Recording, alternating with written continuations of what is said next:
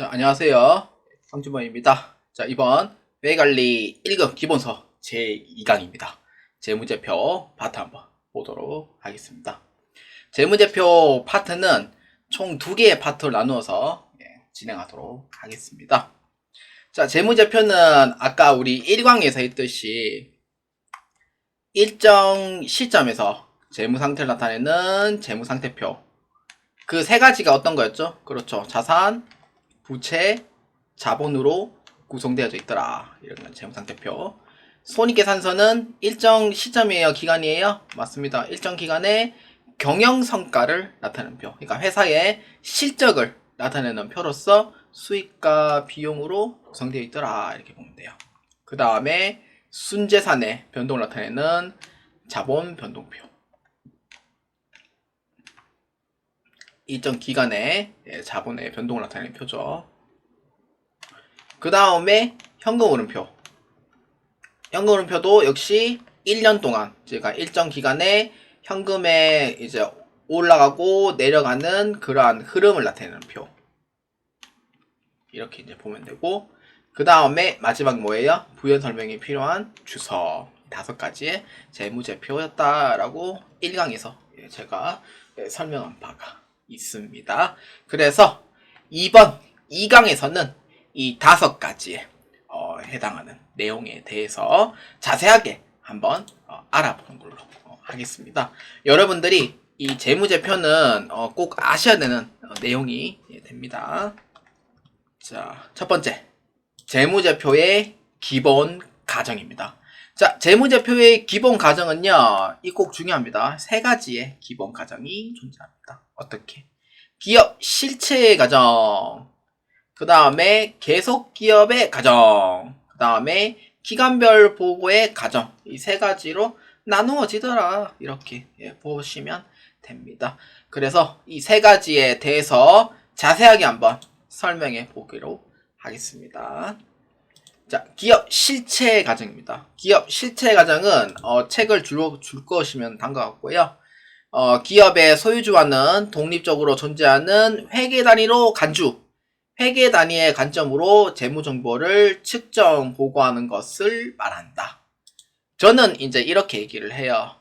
그러니까 회사가 존재를 하고 그거에 따른 대표가 존재하고 그거에 따른 임직원, 직원이 존재를 한다. 그래서 이 임직원이 이제 존재함으로써 재무보고를 하는 거고, 그거에 따른 재무제표를 작성을 한다라는 게 기업 실체 과정이라고 설명을 해요. 그러니까 사람이 있고, 일하는 사람이 있고, 그거에 따른 실적도 있고, 회사를 운영함으로써 재무제표를 작성한다라는 게 이제 기업 실체 과정이라고 저는 설명하고 있어요. 그렇기 때문에 재무정보를 측정, 보고하는 것을 말한다라고 돼 있고요. 그래서 기업 실체 과정 다음과 같습니다. 자, 그 다음 2번째, 계속기업의 가정입니다. 계속기업의 가정은요, 여기에 줄 것이면 돼요. 장기간 존속한다. 장기간이 언제냐면은 1년 이상을 의미를 합니다. 그렇기 때문에 경영활동을 청산하거나 중대하게 축소시킬 의도가 없을 뿐이 아니라 청산이 요구되는 사항이 없다고 가정합니다. 자, 그렇기 때문에 이 뜻은 뭐냐? 그러니까 청산한다는 의미는 뭐냐면은 이제 사업부를 폐업을 한다는 뜻이죠. 아니면 폐지한다는 뜻이죠. 이게 이제 청산. 의도가 없냐 했을 때. 의도가 없어야 된다는 거죠. 근데 만약에 의도가 있다라고 하면은 이제 그러한 이제 마지막으로 했는 그런 재무제표를 작성을 해줘야 돼요. 그러니까 중단 사업 보고를 해줘야 돼요. 그렇기 때문에 이러한 부분이 이제 재무제표 작성을 해야 되는 부분이고요. 근데 중단 사업 보고를 해서 재무제표를 보고 안 하는 건 아니에요. 재무제표 보고 다 해줘야 돼요. 마지막까지 했는 거 보고 다 해줘야 되고, 이제 그러한 의도가 없다고 하면은 뭐예요? 계속해서 운영을 한다는 거죠. 그러니까 회사가 안 망하면은 회사를 계속 운영해라 라는 의미가 돼요. 그게 바로 계속기업의 가정이에요. 그렇기 때문에 1년만 하고 때려치우는 게 아니고 장기간 존속으로 한다는 거예요. 그러니까 기업 실체 과정하고 조금 달라요. 기업 실체 과정은 회사가 있고 임직원들이 있음으로써 재무제표를 작성하는 게 기업 실체 과정이라면 계속 기업의 과정은 장기간 존속한다. 그러니까 1년 이내에 청산할 의도가 없다. 나는 계속해서 운영할 거다. 라고 하는 게 계속 기업의 과정이라고요. 이런 의미입니다. 그렇기 때문에 이제 회사를 더더욱 발전시키기 위해서 계속 운영하는 것, 계속 기업의 과정입니다. 자, 그 다음 세 번째, 기간별 보고의 과정. 기간별 보고의 과정은요, 여기에 줄 것이면 돼요. 일정한 기간 단위로 분할하여 각 기간별로 재무제표를 작성한다. 이렇게. 기간별 보고의 과정은 아까 우리 그 주요 질적 특성에 대해 설명을 했었죠. 목적 적합성 중에서 이제 1년마다 보고하는 게 아니고 반기나 분기나 월별 보고를 해야 되는 부분 있죠. 뭐예요? 그렇죠. 적시성에 대한 부분이 이 기간별 보고의 과정하고 좀 연결돼 있다고 보시면 돼요. 그렇기 때문에 원칙은 이제 연 1회지만 보고하는 게 이제 필요시에 따라서 그러니까 월별 보고 그 다음에 분기별 보고 그 다음에 반기별 보고 이렇게 해서 넘어가는 거예요. 그렇기 때문에 회사를 운영하다 보면은 이제 월간 손익, 분기 손익, 반기 손익 이런 부분도 경영자가 또 필요로 하는 거죠. 이게 바로 기간별 보고의 과정이다라고 보시면 되겠습니다. 자, 이제 두 번째, 이제 본격적으로 재무제표에 대해서 한번 설명해 봅시다. 자, 재무상태표에 대해서 한번 설명해 보겠습니다. 재무상태표는 여기에 줄 것이면 돼요. 일정 시점입니다. 이건 강조해도 사실 지나쳐도 되고요. 다시 할게요. 지나치게 강조하는 부분이고요. 일정 시점은. 그래서 자산, 부채, 자본을 구성한다. 그래서 일정 시점이라는 의미는 회계의 기본 과정 중에서 기업 실체 과정과 계속 기업의 과정에 의해서 매년 넘어갈 때마다 2월이 되면 1월 1일부터 12월 말까지가 아닌 12월 31일 현재로 재무상태표로 기록을 한다라고 보면 돼요. 자, 보면은 그래서 아까 재무상태표는 이 부분이 중요한 키워드. 일정 시점. 지나치게 강조해도 된다라는 부분. 일정 시점. 그 다음에 자산, 부채, 자본. 그러니까 키워드를 유출해보는 거예요. 그 다음에 12월 31일 현재 이렇게. 그래서 뭐 기업 실체 과정 및 계속 기업의 과정에 의해서 작성을 하는 거죠. 자, 이렇게 보여주시면 돼요. 자, 그렇기 때문에 밑에 이제 양식을 보면은 이렇게 이제 보면 되죠. 어떻게 구성되어 있어요? 자산, 그 다음에 부채, 자본 이렇게 돼 있죠. 그래서 구성하는 이 재무상태표에 구성하는 것은 자산, 부채, 자본이 나와 있는 부분이고, 그리고 아까 제가 위에 좀 내렸는데 아까 그 이제 위에 보면은 2024년 12월 31일 현재라고 돼 있죠. 이게 바로 뭐예요? 일정 기간이에요, 시점이에요? 일정 시점에 재무 상태를 나타내는 표다. 이렇게 보면 돼요.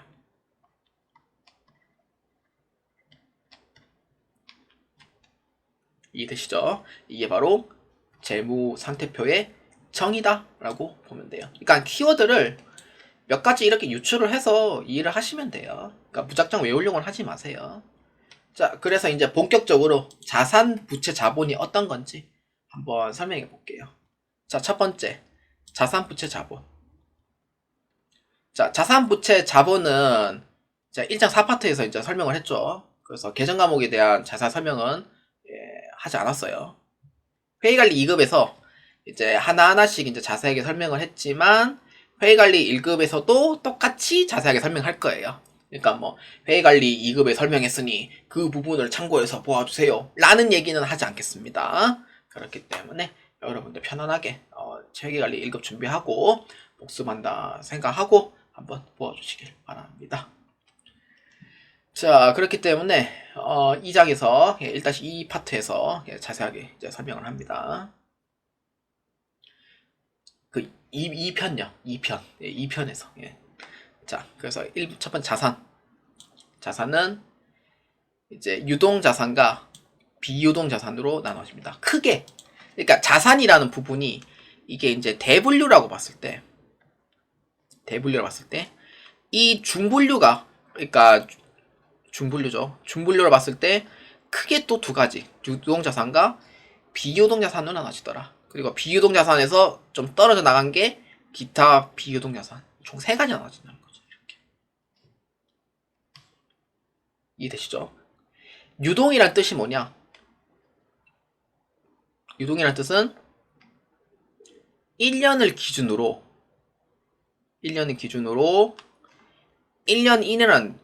1년 이내에 현금화 가능한 거예요. 이렇게요. 그러니까 1년 이내에 현금화 가능한 자산을 뜻해요. 그래서 이것을 소분류로 나눠주면은 또 이렇게 이제 당좌자산에서 또 소분류로 나눠주면 또 두 개 나눠지는 거예요. 어떻게? 당좌자산과 재고자산으로 구분을 하는 거예요. 근데 이러한 파트의 자세한 설명은 그 2편에서 설명을 하도록 하겠습니다. 재무상태표 파트에서. 자, 그렇기 때문에 당좌자산은 현금과 관련된 자산으로만 생각하시면 되고요. 재고자산은 물건으로 생각하시면 돼요. 물건. 그러니까 물건 판매. 이렇게 생각하시면 돼요. 자, 이렇게 해서 보시면 돼요. 그래서 정리를 하자면 다음과 같아요. 자산이라는 파트는 이제 크게 세 가지로 또 나눠지는 거죠. 그 다음에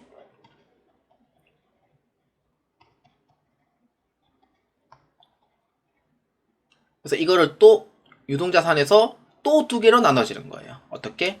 현금과 관련돼 있는 자산과 물건과 관련돼 있는 자산. 이렇게 나눠지는 거예요. 이해되시죠? 그래서 이렇게 해서 정리하시면 돼요. 자, 그 다음에 비유동자산. 그러니까 유동이 아니다. 라는 뜻이 한자어예요. 그러니까 B는 아니다. 그러니까 이 뜻은 뭐냐면은 유동이 아니다. 그러니까 1년 이내에 현금화 가능한 자산을 말하는 게 아니다. 라는 의미가 돼요. 이해되시죠? 그렇기 때문에 어떻게? 1년 이내가 아니라 뭐예요? 1년을 초과하여 현금화 가능한 자산을 말한다. 라는 의미가 돼요. 그래서 크게 또 세 가지로 또 나눠져요. 비용자산에서. 투자자산, 유형자산, 무형자산으로 나누어지는 거예요. 그래서 1년을 초과하는 자산으로서 또 상세하게 또 나눠지면은 또 세 가지로. 어떻게? 투자자산, 그 다음에 유형자산, 이렇게 나눠지는 거예요. 그러니까 정리하자면은 이렇게 해서 나눠지더라. 그러니까 가장 큰 분류가 자산이면은 자산에서 또 이제 중분류 나눠졌을 때 유동자산, 1년 이내에 현금화 가능한 유동자산, 1년을 초과하여 현금화 가능한 자산이 유동이 아닌 자산, 비유동자산, 그 다음에 비유동자산에서 딸려 나온 게 기타 비유동자산. 그 다음에 유동자산 중에서 또 세 분류 나눠지네? 이렇게 하면은 당좌자산과 재고자산. 그 다음에 비유동자산에서 또 세 분류로 또 세 개 나눠지네? 이러니까 투자자산, 유형자산, 무형자산. 이렇게 세 가지 나눠지는 거예요. 이해되시죠? 그래서 투자자산은 투자와 투기 목적으로 보유하고 있는 자산이고요. 유형자산은 형태는 있지만 1년을 초과하여 영업 목적으로 사용하는 자산. 무형자산은 형태는 없어요. 무자가 없다라는 뜻이거든요. 그렇기 때문에 1년을 초과하여 영업 목적이지만 형태가 없고 사용할 수 있는 권리가 있는 자산. 이렇게 모아주시면 돼요. 자세한 거는 역시 이 부분도 2편에서 또 자세하게 또 설명할 테니 여러분들은 그냥 읽어만 보시면 돼요. 이거를 오늘 꼭 알아서 오늘 꼭 외워야지 생각하지 마세요. 그냥 이해하시는 쪽으로. 그러니까 제가 적어준 이 내용들 있죠. 그러니까 이 내용들만 알아도 일단은 한 70% 정도는 이렇게 해서 이제 보는구나 라는 부분 흐름만 알면 돼요. 그리고 또 중요한 키워드 이것만 좀 알면 되는 거죠. 이런 부분. 그 다음 기타 비유동자산은 유동자산과 비유동자산에 속하지 않는 임차보증금 등 해당이 됩니다. 총 4개의 계정 과목이 있는데 굳이 얘기하자면은 임차보증금, 이연법인세 자산, 그 다음에 전신전환 가입권, 그 다음에 하나 잊어버렸어요. 하나는 안 쓰는 계정 과목이라, 예, 잘 안 쓰는 계정 과목이라 그래서 잊어버렸네요. 예, 이렇게 이제 보면 돼요. 대표적인 4개의 계정 과목이 있습니다. 이게 바로 자산이구나 이렇게 보시면 돼요. 자, 그 다음 부채입니다. 부채는 여기가 중요해요. 여기 키워드 별표 치면 돼요. 빚, 채무를 의미한다. 자산은요, 아까 제가 설명을 까먹었는데, 자산은 내 재산을 의미를 해요. 그러니까 현금도 내 재산이고, 그 다음에 통장도 내 재산 중에 하나예요. 그 다음에 또 어떤 거냐면은 이제 차량, 그 다음에 아파트인 건물, 이러한 부분이 내 재산이다 라고 설명을 하는 게 자산이다 이렇게 보면 되고, 부채는 완전 반대. 그러니까 빚, 채무는 의미를 해요. 빚, 채무. 그러니까 이상민 생각해 주시면 돼요. 대체로. 그러니까 지금 다 갚으셨는데 이제 빚, 채무를 얘기를 하면은 대표적인 이제 고유명사는 이상민 이렇게 얘기를 많이 합니다. 특히 사람들이. 왜냐하면 이가 더 빠르거든요. 오히려. 그래서 빚, 채무고, 그래서 여기가 가장 중요합니다. 이 부분 줄 건데요.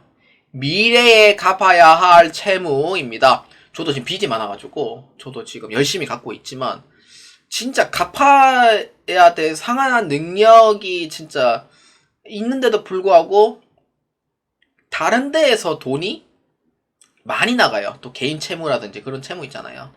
그런 부분이 또 이렇다 보니까 아이고 또 살기 힘들죠 사실은. 그래서 또는 의무 이렇게 보면 돼요. 저는 이제 수준 맞게 이제 살려는 그런 마인드가 있다 보니까 수준 맞게 살려고 노력은 하는데, 이제 또 어떤 분들은 또 이제 또 이렇게 신도시 이런 데 살면은 이 사람 명품인데 이러면 나도 명품 이제 하는 거고, 이 사람은 가방 좋은 거 쓰네 이러면 나도 가방 좋은 거 쓰고, 이러다 보니까 돈은 안 모아지고 대출금 또 빚도 갚아야 되고 이러니까 좀 많이 박박한 삶이다라는 분도 이렇게 또 생각하시는 분도 계시긴 합니다. 그러니까 좀 수준에 맞게 사시는 게 좋죠 사실 부채는. 그래서 미래의 경제적 효익이 유출이 예상되는 타인자본입니다. 타인자본과 별표칩니다. 그래서 크게 두 가지로 나눠져요. 그래서 유동부채와 비유동부채로 분류한다. 유동이랑 아까 얘기했었죠. 유동은 1년 이내라는 의미를 갖고 있고, 비유동은 유동이 아니다 라는 뜻이죠. 유동이 아니니까 1년을 초과하여 라고 해석해 주시면 돼요. 한자어죠. 자, 이렇게 보면 돼요. 그래서 유동부채는 상환기간이 1년 이내인 경우에 부채를 뜻합니다. 1년 이내. 비유동부채는 1년 초과라고 보아주시면 돼요. 그래서 부채의 대분류로 나눠지면은, 또 중분류로 나눠지면은 1년 이내에 상환이 가능한 유동부채와 1년을 초과하여 상환해야 되는 비유동부채로 나눠지더라. 이렇게 이제 보면 돼요. 이렇게. 그러니까 중분류죠. 그러면은 소분류는 없어요, 얘네들은. 소분류는 없고, 이제 세분류만 이제 나눠지는 게 각 계정 과목들. 이렇게 나눠지죠. 그러니까 자산과 좀 다르게, 부채는 바라는 게 하나예요. 적어볼까요? 부채가 바라는 점. 뭡니까? 라고 하면은, 빚만 잘 갚아주세요. 이렇게. 바라는 점 하나예요. 빚만 잘 갚아주세요. 그러니까 부채는 계정 과목이 그렇게 많지는 않아요. 많아봤자 3, 40개 정도 쓰는데, 뭐 실제로 쓰는 건 20개도 안 되는 경우도 많고, 자산 같은 경우에는 계정 과목이 한 200개 넘거든요. 200개 넘는 거를 다 쓰진 않고, 많이 써봐야 한 80개, 90개 정도. 진짜 많아요. 80개, 90개 정도 쓰는 거고, 뭐 그렇지 않은 데는 대략 한 3, 40개에서 끝나요. 자산은. 이렇게 이제 보시면 됩니다. 그래서 자산은 내 재산을 늘리면은 상당히 좋죠. 근데 부채는 늘려서 좋을 건 하나도 없단 말이에요. 그래서 돈만 잘 갚아주세요 라는 의미로 해석하면 됩니다. 자, 그 다음 자본입니다. 자본은 이렇게 기억하시면 돼요. 자산 빼기 부채는 자본, 보유하고 있는 순재산을 의미한다. 그러니까 자본의 니콜 뭐냐? 순재산. 이때 순재산은 자산 빼기 부채다. 이렇게 해석해 주시면 돼요. 어렵지 않죠? 그러니까 상업 쪽이면은 그러니까 좀 어렵게 생각할 필요가 없어요. 여러분들이 뭐 수학에 따른 뭐 시그마 배우는 것도 아니고 뭐 아니면 뭐 미적분 배우는 것도 아니고 저는 배워본 적이 없지만 사고 출신이라 저는 미적분 안 배웠거든요. 그래서 뭐 그런 부분이라든지 그러니까 어렵게 생각할 필요가 없어요. 내가 이 격리라는 부분에서 내가 맡아야 될 업무라고 생각하면은 어렵진 않죠. 그렇기 때문에 우리는 지금 큰 파트를 봤을 때 이러한 재무제표라는 큰 파트를 보고 있는 거예요. 양식에 대해서 지금 설명하고 있는 거죠. 그래서 이거를 하나하나씩 외워야 된다라고 생각할 필요는 없다는 거예요. 그래서 이해를 하시면서 반복적으로 한 두세 번 정도 보시면은 이해가 좀 될 거예요. 그러니까 내가 어디 파트하고 있는지 그걸 알아야 돼요. 자, 그래서 우리는 이 재무상태표의 작성 기준에 대해서 한번 설명해 보도록 할게요. 자, 프로그램을 같이 이용을 해서 한번 보는 걸로 합시다.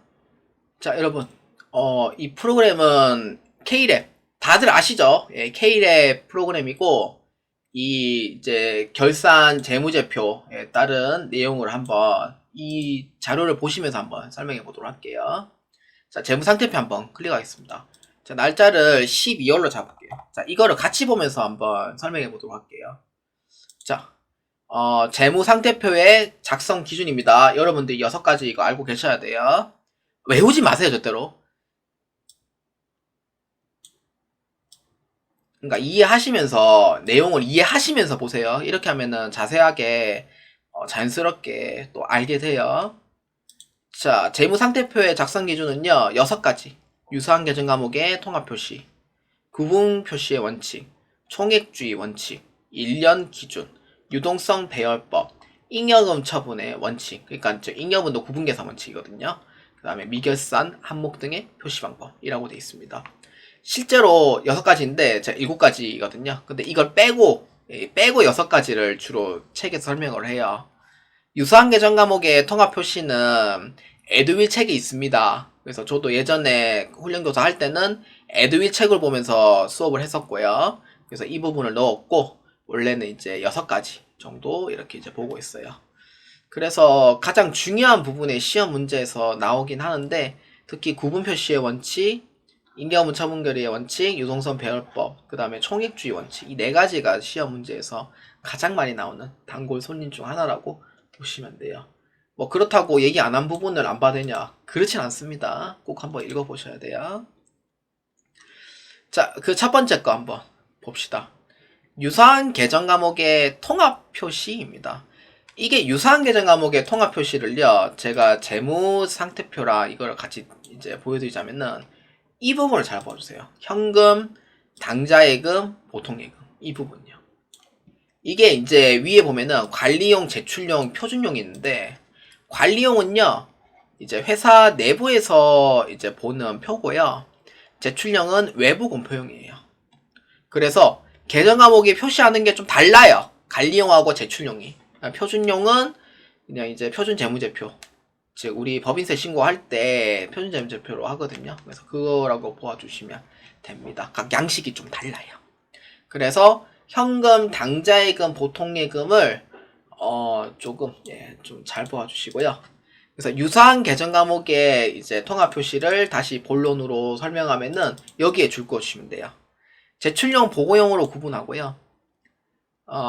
어떻게 보냐면은 계정 과목이 성격이 비슷한 경우에는 그 계정 과목을 묶어서 통합 표시하는 경우가 있으며 독립적인 계정 과목은 독립하여 표시한다 라고 되어 있죠.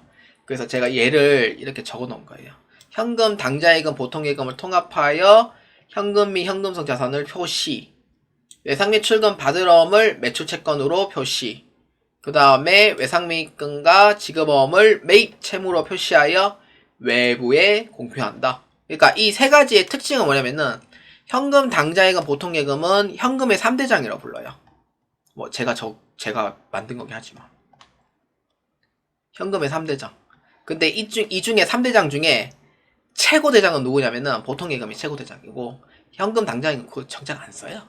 보통예금이 이제 그 현금의 이제 최고대장이라고 생각하시면 되고 그래서 이거를 세 개를 통합해서 어떻게 현금 및 현금성 자산으로 표시한다. 그 뜻은 뭐예요?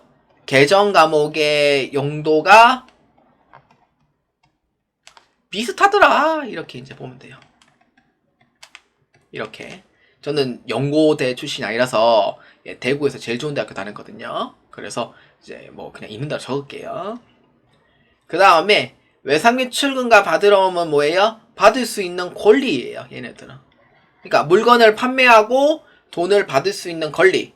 그 다음에 물건을 판매하고 어음을 받음으로써 만기가 되었을 때 돈을 받을 수 있는 권리. 이거를 채권이라고 부릅니다. 그렇기 때문에 이 두 가지는 받을 수 있는 권리이기 때문에 매출을 했고 권리를 반대로 채권이라고 부릅니다. 그렇기 때문에 매출 채권이라고 부르고요.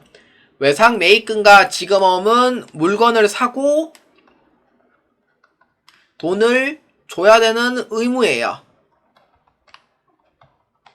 그래서 물건을 샀죠. 매입이죠. 그거에 따른 의무 또는 채무라고 부릅니다. 그래서 합쳐서 매입 채무라고 부릅니다. 이 계정 과목은 용도는 거의 유사하다. 똑같다. 그러다 보니 묶어서 그냥 표시해라. 그러니까 세 개를 그냥 따로 한 것보다는 하나는 묶어가 표시해도 된다라는 의미가 돼요. 이게 바로 유사한 계정 과목의 통합 표시입니다.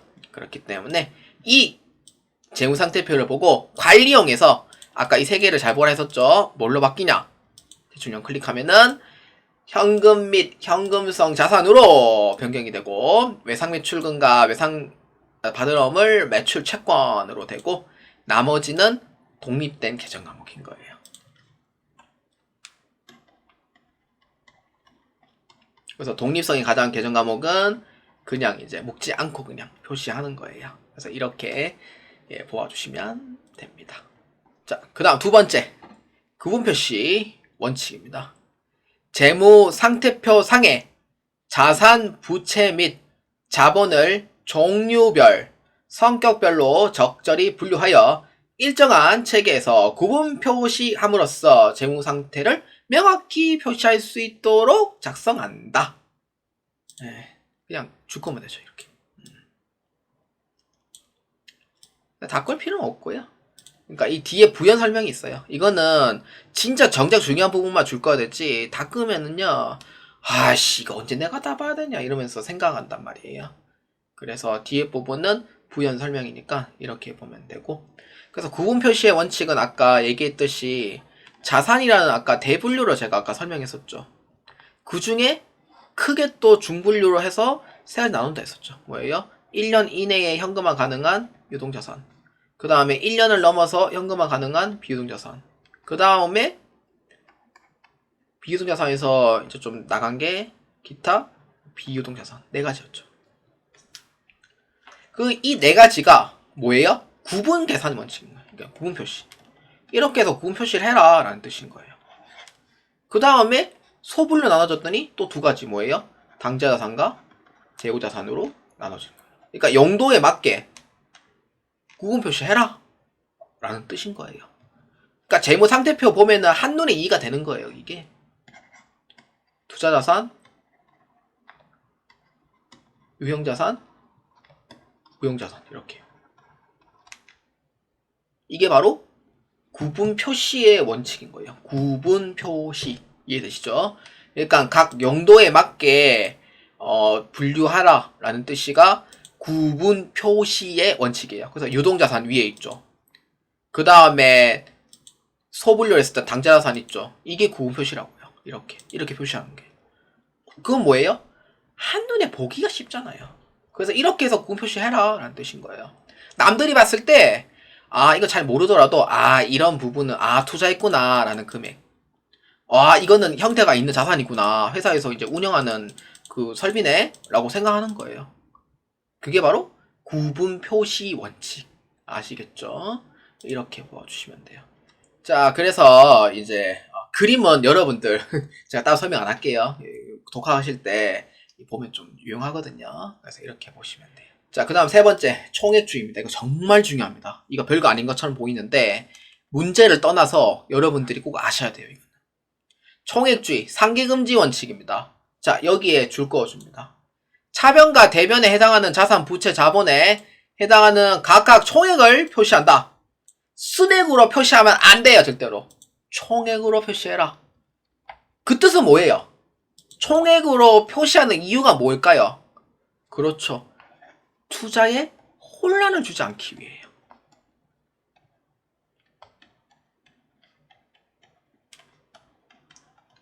그러니까 총 자산의 규모는 얼마 있는지 보고 총 부채 규모는 얼마인지 이렇게 보는 거예요. 만약에 부채가 더 많은 상황에서 만약에 상계를 했다. 그럼 어떻게 해야 돼요? 아무도 투자 안 하려는 거죠.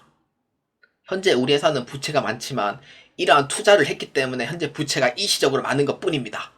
그래서 이러한 사항에 대해서 설비 및 이제 수익을 어느 정도 기대할 것으로 예상됩니다. 라고 주석에다가 표시를 해주면은 아 그래 한번 투자해볼 만한 가치가 있을까? 라고 생각을 하는 거예요.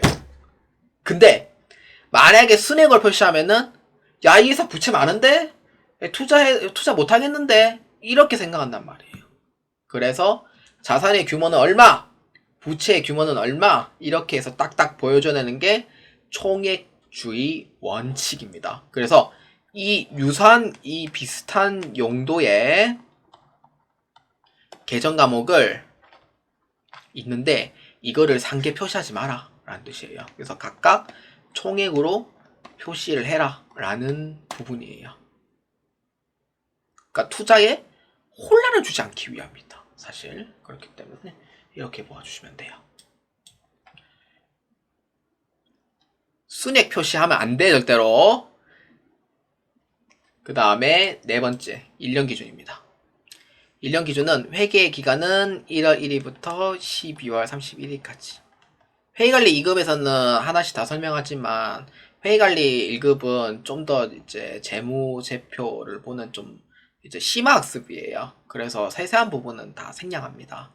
그래서 회계 기간은 1월 1일부터 10월 31일자 논리로 1년을 초과하여 작성할 수 없다 입니다. 있다 하면 안 됩니다. 없다예요. 없다.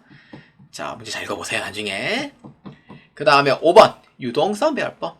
현금화가 가장 빠른 순으로 면적 표시하여 작성한다. 현금화가 느린 것은 나중에 표시한다. 그래서 우리 재무 상태표는 유동성 배열법 원칙에 의해서 작성을 하고 있다라고 보시면 돼요. 당좌 자산 현금화 가장 빠르죠. 현금 빠르죠. 그 순대로 작성한 거예요.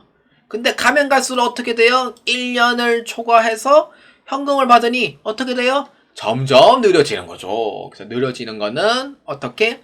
나중에 기배라 라는 의미가 유동성 배열법이다 라고 보시면 됩니다. 자, 그 다음에 6번째 인기여분 구분계산 원칙입니다. 구분계산 원칙은 2번은 자산과 부채에 대한 그 구분계산이고요. 자본에 대한 그 구분계산에 언급이 없었어요. 그래서 오해하시면 안 돼요. 그래서 잉여금 구분계산의 원칙은 자본에 해당하는 잉여금. 그러니까 각각 용도가 다 있는데 자세한 것은 자본 파트에서 설명할게요. 그래서 자본금, 자본잉여금, 이잉여금, 자본조정, 기타, 포괄, 손익, 누계 순으로 구분 표시한다. 이 순서예요. 이거 순서. 그 다음 마지막 미결사 항목의 표시금지. 전3에게 1급 하시는 분들은 기억나시겠지만 4대 임시개정 과목이 있습니다. 4대 임시개정 과목. 자칭이요. 4대 임시개정 과목은 어떤 거냐면은 현금 가부족, 그 다음에 가지급금, 그 다음에 가수금, 마지막은 뭐예요? 미결산 개정 과목입니다. 미결산 개정 과목은 잘 안 쓰여요. 이제는. 그래서 가지급금, 가수금, 미결산. 현금 가부족이 빠졌네요. 현금 가부족은 나중에 여러분들이 하나 따로 넣어주셔도 됩니다. 이렇게 해서 처리한다 라고 보시면 됩니다. 그래서 여러분들이 주요 내용은 꼭 키워드 잘 파악해 주시고요. 그 상세 설명은 여러분들이 꼭 한 두세 번 정도는 꼭 읽어보세요. 무조건. 한 번만 봐서 이해되진 않아요. 자, 세 번째. 손익계산서입니다. 손익계산서는 자, 여기에 줄 거 주시면 돼요. 일정 기간. 재무상태표는 뭐였어요? 일정 시점. 계속기업의 가정에 의해서. 일정 시점. 손익계산서부터는 일정 기간을 의미합니다. 그래서 기업의 경영 성과를 나타내는 표, 회사의 실적을 나타내는 표. 그러니까 단기 순이익을 뽑았냐, 단기 순이익을 못 뽑았냐 라는 의미가 되고요. 수익과 비용에 해당이 됩니다. 자, 자산부채 자본 어디였어요? 재무상태표였고, 손익계산서는 수익과 비용에 해당한다 라고 보시면 돼요. 자, 그래서 손익계산서는 기업의 성적표라고 또 부르기도 하고요. 그래서 이때 단기 순이익 및 단기 순손실을 결정하고요. 동태적 보고서예요. 자, 여러분들이 제가 하나 빠진 게 있는데 제가 다 작성한 게 아니라서 재무상태표는요. 정태적 보고서예요. 그래서 이게 시험 문제 한번 2025년도에 문제 한번 나왔었어요. 정태적 보고서예요. 이거 재무상태표는 손익계산서는 동태적 보고서예요. 그러니까 정태하고 동태하고 헷갈리지 않도록 부탁드리고요.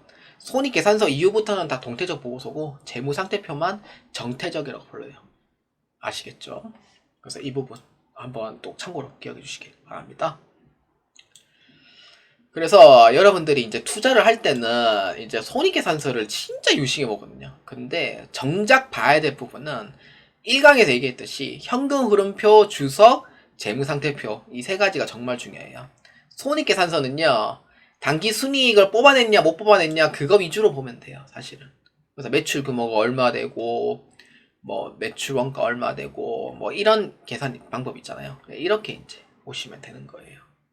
그래서 이제 여러분들이 봐야 될 부분은 이거죠. 투자할 때는 항상 이 부분을 잘 보여주시는 게 좋아요. 단기 순손실 이렇게 나왔고 주당 손익은 뭐 이렇더라 이렇게 이제 보면 되는 거예요. 그래서 수익에서 비용을 빼면은 단기 순이익이 나오는 거예요. 그래서 매출액은 수익, 매출원가 비용, 그래서 매출총이익, 판관비 비용, 영업의 수익, 수익, 영업의 비용, 비용 이렇게 돼 있죠. 그래서 수익, 비용, 비용, 수익, 비용 이렇게 돼 있죠. 그래서 손익 계산서에 이렇게 해서 반영이 되더라라고 보시면 됩니다. 자, 수익이란 게 뭔지 한번 볼까요? 수익은요. 회사의 지속적인 영업활동의 결과로서 획득하거나 실현할 금액으로서 제품 판매하여 얻는 매출, 서비스를 제공하여 받는 용역, 수수료 등과 같다. 줄 안 꺼대요. 그래서 계속 읽어보면은 외상으로 판매하거나 빚을 탕감하는 대가로 제품을 판매하는 것과 같이 직접 현금을 수반하지 않는 경우도 있으나 수익이 발생하면 회사의 순자산이 증가한다. 여기 줄 거면 돼요. 이거 제가 작성을 했는 것 같은데 이렇게 돼요. 뭐 약간 책 여러 가지 몇 권 좀 참고해서 좀 작성했거든요. 제가 막상 작성하려니까 생각이 안 나요. 진짜로. 그래서 이러한 부분이 수익이다 보면 돼요. 수익은요 간단히 설명하면은 그냥 판매를 위한 수익 이렇게 보면 돼요. 이렇게 보면 돼요. 그래서 크게 두 가지. 그러니까 판매를 위한 수익과 판매 외적 수익으로 구분을 하는 거예요. 그 다음에 비용. 비용은 이제 줄 거 주시면 돼요. 수익을 얻기 위하여 지출하거나 발생한 금액으로서 물건을 판매를 하기 위한 매출 원가, 회사를 운영하기 위한 유지관리비, 판매비와 관리비, 영업과 관련이 없는 비용, 세금 납부 등으로 구분한다. 구분이에요. 구분계산 원칙이 여기도 있어요. 비용을 구분하기 위해서 작성한 거고, 매출원가는 이제 물건을 판매하기 위한 매출원가, 그 다음에 회사의 유지관리비, 그 다음 영업과 관련이 없는 비용, 그 다음에 세금 납부로 이렇게 네 가지로, 총 크게 네 가지로 구분을 하고 있습니다. 자, 그래서 수익이 어떤 건지, 비용이 어떤 건지, 알겠죠? 그래서 수익을 얻기 위해서는 비용이 무조건 들어가야 됩니다. 그래서 비용 없이 수익이 나올 수가 없어요. 자, 그럼 두 번째. 손익계산서 작성 기준입니다. 손익계산서의 작성 기준은 발생주의와 실현주의. 발생주의는 수익 쪽에도 발생주의가 있어요. 그다음 비용. 그다음에 실현주의는 수익에만 존재를 하고요. 수익과 비용에 대한 원칙, 총액주의, 구분표시 원칙으로 구성된다.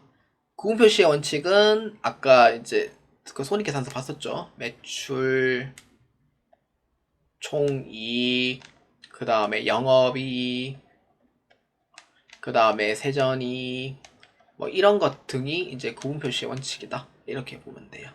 자세한 거는 밑에서 한번 설명해 보도록 하겠습니다. 자, 1번 발생주의입니다. 발생주의는요, 여기에 줄 거 주시면 돼요. 회사의 이익 창출 활동을 계속적으로 수행되므로 각 회계기간의 경영 성과를 보고하기 위해서는 이러한 활동의 일정 단위별로 분할하여 기간 손익을 결정해야 한다. 뭐 외우실 필요는 없어요. 그리고 이해하실 필요도 없어요. 발생주의는요, 이렇게만 보면 돼요. 밑에 적었죠, 제가. 여기에 줄 거면 돼요. 수익과 비용에 관련하여 입출금만을 작성한 것이 아닌 미수와 미지급인 경우에도 장부 기록을 해야 한다. 이게 바로 발생주의예요. 그러니까 수익과 비용이 발생했다. 무조건 기록해라. 라는 뜻인 거예요.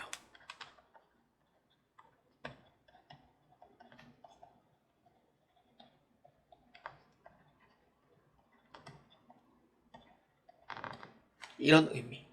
그래서 이게 반대되는 게 뭐냐면은 현금주의가 있어요. 현금주의는 무조건 입금 출금인 경우에만 장부를 기록해요. 현금주의는. 근데 현금주의는 손익계산서에서 쓰여요 안 쓰여요? 라고 물어보면은 안 쓰인다 라고 보시면 돼요. 그렇기 때문에 문제에서 손익계산서는 현금주의에 의하여 작성하며 라고 돼 있으면은 틀린 말이 되는 거예요. 무조건 발생주의 원칙에 의해서 기록을 하고, 그러니까 수익이 비용이 발생했다면은 무조건 기록을 다 해라. 돈이 들어왔던 나갔던 안 들어왔던 안 나갔던 상관없이 다 발생하면은 기록을 다 해라 라는 의미로 보충 설명을 이렇게 적어주시면 됩니다. 자, 그 다음 두 번째 실현주의입니다. 실현은 영어로 achievement라고 부르죠. 그래서 실현주의는요, 수익에만 해당이 돼요. 그래가지고 내 매출 한 300억 했는데 실현했어. 300만원 먹는데 실현했어. 라는 얘기는 잘 안 하고 300만원 판매했어. 이렇게 얘기를 하는 거죠. 그래서 실현주의는 말 그대로 그 판매를 이뤄냈다. 뭐 이런 의미로 그냥 해석을 하면 되고요. 그래서 이제 여기에 줄 거면 돼요. 실현주의의 경제적 효익, 유익 가능성이 매우 높고 라는 뜻이 뭐냐면은 수익을 뜻하는 거죠. 말 그대로. 그 효익을 신뢰성 있게 측정할 수 있을 때, 이 단고선입이에요. 회계 기록을 할 때는 무조건 신뢰성이 풀 게이지로 꽉 차야 돼요. 그래서 그 신뢰성이 있게 측정할 수 있을 때 수익으로 인식을 해야 한다 라는 의미가 돼요. 그래서 수익 창출 활동이 거의 완료되고 그로 인한 현금 유입액을 합리적으로 측정할 수 없을 때를 의미한다. 측정할 수 있다라고 하면 틀려요. 없을 때를 의미를 하는 거예요.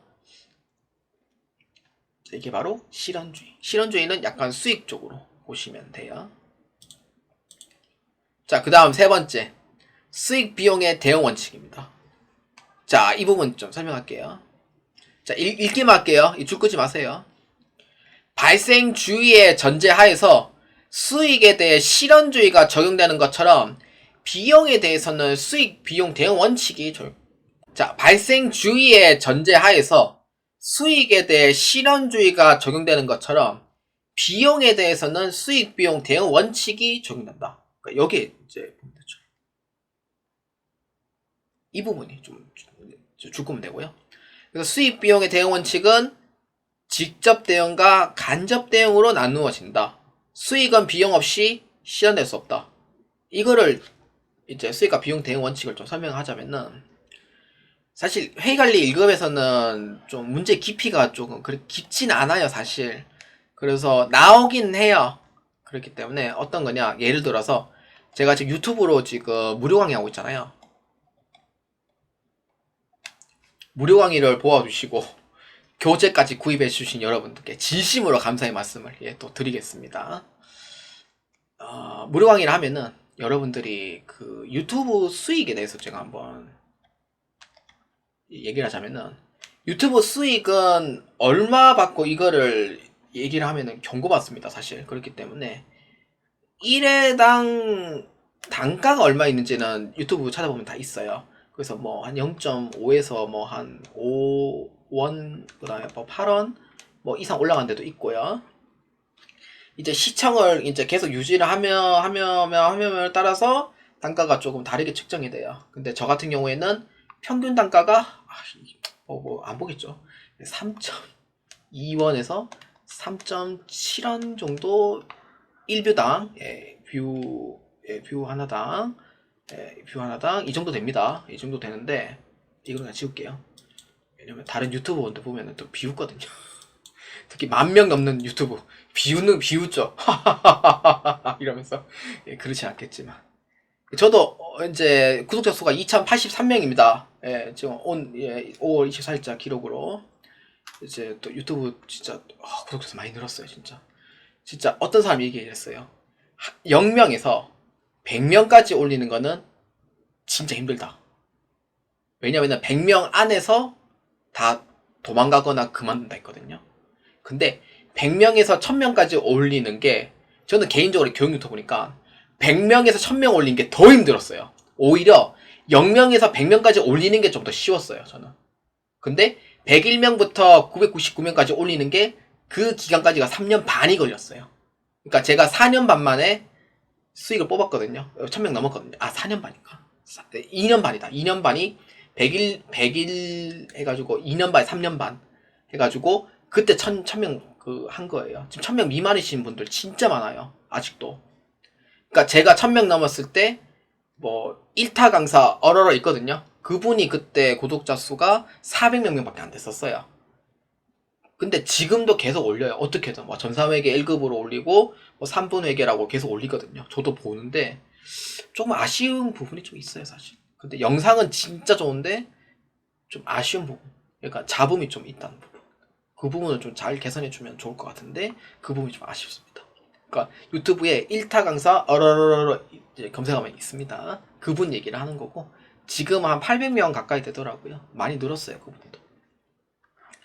그래서 이렇게 해서 유튜브 수익을 얻으려면은 비용이 안 따라갈 수가 없어요. 무조건 비용이 있어야 돼요. 어떤가 하면은 여러분들 컴퓨터 키면은 업로드 해야 되기 위해서 뭐가 들어가요? 전기세가 들어가요.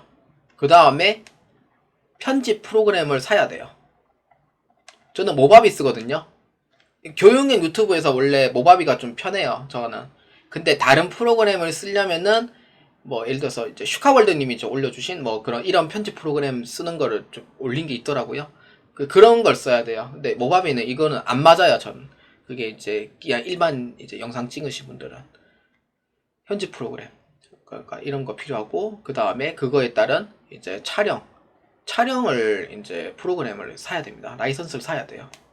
편집 프로그램 좀 라이선스 샀고, 촬영 라이선스 샀고, 그 다음 여러분들이 이제 뭐 어도비 쓰시는 분들 어도비 이제 그런 하는 이제 월 이용료 같은 거, 그러한 비용이 있음으로써 이제 편집을 하고 업로드를 하는 거죠. 그거에 따른 이제 사람들이 시청을 한단 말이에요. 시청하면은 제가 얘기 나왔는데, 시청하면은 비구독자 분들 있잖아요. 구독 안 하신 분들 85%예요.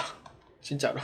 그러니까 주로 이제 네이버 블로그에서 유입돼가 주로 오시는 분들이 좀 많은가 봐요. 검색하면은 전산세무에게 검색하면 내 거 안 떠요, 사실. 진짜 안 떠요. 경쟁도 심하고, 게다가 상위 위에 있는 뭐 전사회계 뭐 그분하고 뭐 셀 이제 원장님하고 그런 부분에서 이제 탑을 뜨거든요. 그러니까 그다음에 유명하신 분 있죠, 박쌤 전사회계. 그러다 보니까 이제 네이버 유입 쪽에서 많이 오시는 것 같고요. 그 다음에 이제 구독하시는 분들이 약 15% 정도 시청을 하시더라. 이렇게 해서 이제 유튜브 수익이 나오는 거죠. 그러니까 교육 유튜브를 제가 시간이 긴데 얘기하자면은 제가 그 조회수가 48만인가 50만 가까이 되거든요. 근데 저랑 비슷한 구독자분들하고 저랑 이제 좀 차이가 많이 나는 구독자분들 조회수 보면은 저보다 의외로 많이 낮아요. 그래서 그런 부분에 유튜브 수익도 차이가 나는 거죠. 그래서 이러한 부분에 업로드 하는 게 다 비용인 거예요. 이게 바로 뭐예요? 수익과 비용의 대응 원칙이다. 이렇게 보면 돼요. 그래서 여러분들이 만약에 나는 미래에 유튜브를 한번 해보고 싶다. 뭐 브이로그도 해보고 싶다. 라고 하면은 저는 이 세 가지는 꼭 알아두셔야 돼요. 그 첫 번째는요. 근성이 있어야 돼요. 근성이 있어야 되고 처음에는 올리면은 뭐 상위 노출되거나 이런 건 절대 없습니다. 그러니까 무조건 알고리즘이 안 잡아내고요. 그 두 번째는 이제 알고리즘의 노예가 되는 순간 여러분들 업로드 계속 돌리게 될 거예요. 그 두 번째. 그러니까 첫 번째 근성, 두 번째 알고리즘의 노예가 되라. 그다음 세 번째는 수익을 얻기 위해서 그러한 비용들이 좀 많이 발생을 할 겁니다. 그래서 그러한 부분에 또 감안해 주시고 그리고 절대로 전업으로 하지 마세요. 대부분 부업을 많이 하거든요. 전업을 하지 마세요. 무슨 말인지 이해될 거예요. 그래서 이게 바로 수익과 비용의 대응 원칙이다 라고 보시면 됩니다. 그러니까 수익은 비용 없이 실현이 안 되는 거예요. 자, 그 다음에 총액주의입니다. 이거 중요합니다. 재무 상태표와 똑같이 순액주의를 쓰진 않습니다. 그러니까 무조건 총액주의고요. 수익은 수익금액 총액으로 보고하고 비용은 비용의 총액대로 보고를 해라 라는 의미가 총액주의입니다. 그래서 재무상태표랑 똑같이 보시면 되겠고요. 왜냐면은 순액주의를 채택하면은 비슷한 계정 과목 다 상계되면은 투자에 혼란이 또 오기 때문에 그런 것도 있습니다. 그래서 이 두 번째 줄에 줄거주시면 돼요. 그래서 수익과 비용에 직접 상계하여 순액주의를 채택하고 있지 않다. 이렇게 보면 돼요. 그래서 투자에 혼란이 없기 위함도 있고요. 이제 매출액과 매출원가의 그러한 비율, 그러니까 판매 비율, 그 다음에 물건에 따른 마진율은 얼마냐라고 했을 때, 이 회사는 좀 싸게 파는 편인가? 아니면은 좀 비용이 비싼가? 라는 의미로 또 여러 가지 또 해석을 하는 것도 있죠. 그러한 부분도 있기 때문에, 정확한 정보가 안 뜨면은 혼란만 야기되고요. 나중에 상상력만 올라가게 돼요. 그래서 총액주의고요. 그 다음 마지막 다섯 번째. 구분 표시 원칙. 아까 우리 손익계산서 볼 때, 자, K를 켤게요. 자, 여기에서 이제 구분표시 원칙이 이렇게 있는 거예요. 1. 매출액 2. 매출 원가 3. 매출 총이익 4. 판매비와 관리비 각각 용도에 맞는 계정 과목을 이렇게 해서 반영을 하는 거예요. 영업이익, 영업의 수익, 영업의 비용, 그 다음에 세전이익, 법인세 등 당기순이익 이렇게 해서 용도에 맞는 계정 과목을 구분할 수 있게 표시를 해라 라는 의미가 구분 표시의 원칙, 즉 재무상태표랑 똑같다 라고 보시면 되겠습니다. 자, 그 다음 네 번째 현금 흐름표입니다. 자, 오늘 마지막 파트 여기까지 진행합니다. 자, 기업의 일정 기간을 뜻합니다. 1년 동안 현금이 들어왔냐 나갔냐 나타내는 표이고요. 현금주의에 의해 작성합니다. 여러분들 이거 중요한 내용 키워드. 현금 흐름표는 무조건 현금주의입니다. 그러니까 발생주기의 원칙에 의해서 작성하는 게 아니고 실제 현금이 들어온 것 나간 것만 작성을 하는 거예요. 그 다음에 활동 내용 중요합니다. 문제 많이 나와요. 영업활동의 현금 흐름, 투자활동 현금 흐름, 재무활동 현금 흐름으로 작성한다. 이 세 가지 꼭 잘 기억해 주시길 바랍니다. 자, 그래서 영업활동이나 현금 흐름 해가지고 현금 흐름표는 이렇게 해서 작성한다 라고 보시면 되겠고요. 자, 여러분들 이 현금 흐름표는 4편에서 제가 자세하게 설명할 거예요.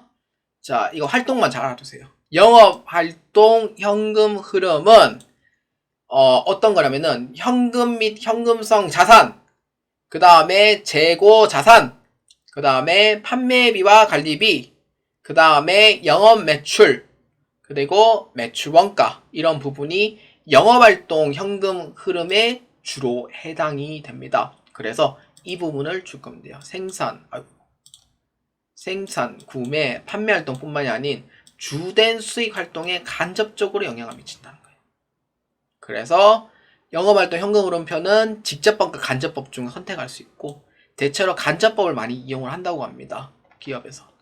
그 다음에 투자활동 현금 흐름은 말 그대로 투자자산, 그 다음에 유형자산, 그 다음에 무형자산, 그 다음에 유가증권, 투자사이죠. 똑같이.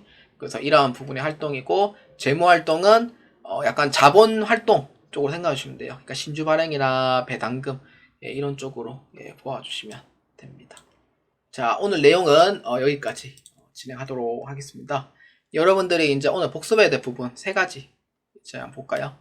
첫 번째는 이제 우리는 재무제표라는 파트를 지금 공부를 하고 있고, 그러한 부분의 상세 내용을 지금 설명을 하고 있는 내용이 돼요. 그 첫 번째가 뭐예요? 그렇죠. 기본 과정 3가지 뭐였어요? 기업 실체 과정, 그 다음에 계속기업의 과정, 그 다음에 기간별 보고의 과정. 계속기업의 과정은 회사가 중단, 청산할 의도가 없는 경우에 계속 가는 거고, 기업 실체 과정은 회사가 존재함으로써 재무제표 작성하잖아요. 그게 기업 실체 과정. 기간별 보고의 과정은 그 연 보고가 아닌 분기별, 반기별, 월별 보고를 통해서 하는 게 기간별 보고의 과정이다라고 했었습니다. 그 다음에 두 번째는 재무상태표.